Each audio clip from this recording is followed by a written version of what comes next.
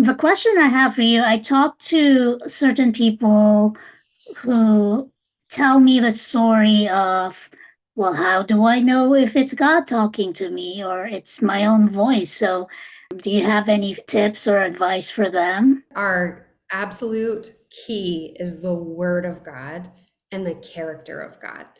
So Yes. when we are hearing from the Lord, and there's many ways to hear from him as far as how we receive his voice.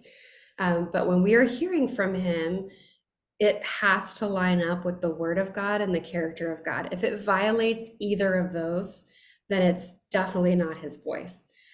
Because there's other things happening in the spirit, other things trying to influence us.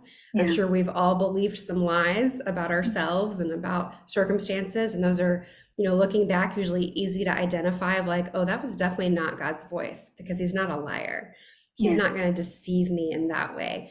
So going by the word and by his character are two of the, or I would say the key ways and also the easiest ways to determine if that is truly his voice.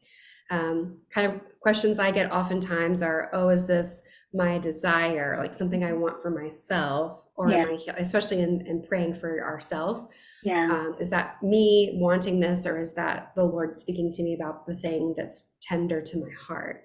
Yes. I would say in those moments, first of all, I want to say that God often has given us desires in our Mhm. hearts. Like a lot of them are from him. And Yeah. if they are desires outside of what he has for us, he will work them out, like out Mhm. of our hearts, if you Yeah. will. Yeah.